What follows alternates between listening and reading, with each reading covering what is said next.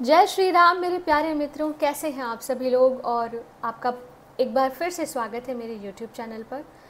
और मैं क्षमा चाहती हूँ कि मैं नियम से वीडियोस नहीं बना पाती हूँ। मैं कामों में व्यस्त हो जाती हूँ और कुछ मेरी थोड़ी सी लापरवाही हो जाती है कि मैं एक नियम के तौर पे वीडियो नहीं बना पा रही हूँ।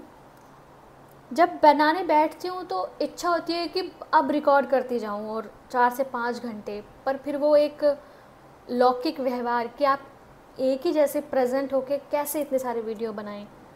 पर जब पढ़ने में आनंद आता है तो मन करता है कि इसको पूरा करके छोड़ो। इसलिए फिर वो लगातार 4-5 वीडियो एक साथ बनाती हूँ।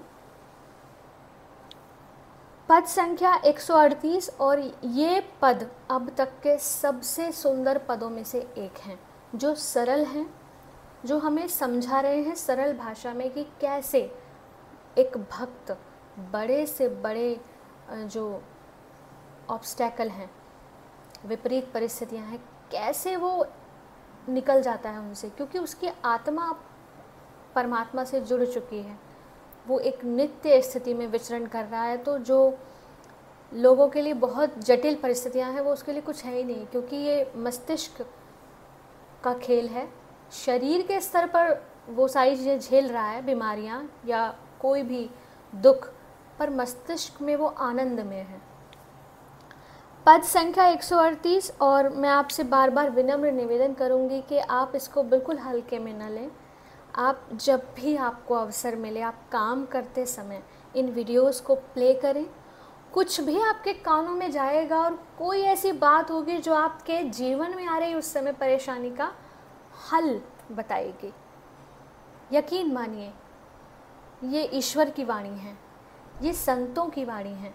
श्रीमद् भगवद गीता ईश्वर की वाणी है, विनय पत्रिका संतों की वाणी है। तो विनय पत्रिका के पद को 138 नंबर के पद को हम गाते हैं। कबहु सो कर सरोज रघुनायक, धरि हो नाथ शीस मेरे। जेहि कर अभय के जन आरत, बारक बिबस नाम तेरे। हे रघुनाथ जी, हे स्वामी, क्या आप कभी अपने उस कर कमल को मेरे माथे पर रखेंगे जिससे आपने परतंत्रतावश एक बार आपका नाम लेकर पुकार करने वाले आर्त भक्तों को अभय कर दिया। अभय अर्थात निडर कर दिया, आशीर्वाद दिया इसी हाथ से। किसको?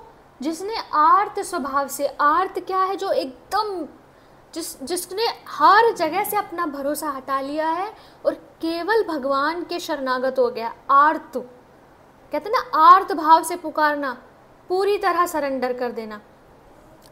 परतंत्रतावश, जो परतंत्र है, जकड़ा हुआ है, और जब उसने आर्त भाव से आपको पुकारा तो आपने अपने कर कमल से उसको अभय प्रदान कर दिया। तो क्या वही कर कमल आप मेरे मस्तक पर रखेंगे? जेहि कर कमल कठोर शंभु धनु, भंजी जनक संशय मेट्यो। जेहि कर कमल उठाई बंधु जो, परम प्रीति के वट भेट्यो। जिस कर कमल से महादेव जी का कठोर धनुष तोड़कर आपने महाराज जनक का संदेह दूर किया था, और जिस कर कमल से गुह निषाद को उठाकर भाई के समान बड़े ही प्रेम से हृदय से लगा लिया था। जेहि कर कमल कृपालु गीध कहाँ, पिंड देई निज धाम दियो। जेहि कर बाली बिदारी दास हित, कपि कुलपति सुग्रीव कियो। हे कृपालु, जिस कर कमल से आपने जटायु गीध को पिता के समान पिंड दान देकर, जटायु जिन्होंने सीता जी को बचाने का प्रयास किया था पर अपने वो बचा नहीं पाए थे, और जब राम उनके पीछे पीछे ढूंढते हुए गए तो जटायु ने उनके गोद में अपने प्राण दे दिए, और लेकिन सीता जी का बता दिया कि उनको रावण ने अपहरण कर लिया है। तो उन्हीं को अपने पिता के समान उनका अंतिम संस्कार किया, अपना परम धाम दिया। और जिस हाथ से अपने दास के लिए बाली को मारकर सुग्रीव को बंदरों के कुल का राजा बना दिया। आयो सरन सभीत विभीषण, जेहि कर कमल तिलक कीन्हो। जेहि कर गहि सर चाप असुर हति, अभय दान देवन दीनो। शीतल सुखद छाह जेहि कर की, मेटति पाप ताप माया। निसि बासर तेहि कर सरोज की, चाहत तुलसीदास छाया। इसका अर्थ है कि जिस कर कमल से आपने भयभीत शरणागत विभीषण का राज्याभिषेक किया था और जिस हाथ से धनुष बाण चढ़ा राक्षसों का विनाश कर देवताओं को अभय प्रदान किया, जिस कर कमल की शीतल और सुखदायक छाया पाप संताप और माया का नाश कर डालती है, हे प्रभु, उसी कर कमल की छाया यह तुलसीदास रात दिन चाहा करता है। आगे के पद का पाठ हम आगे के वीडियो में करेंगे। जय श्री राम।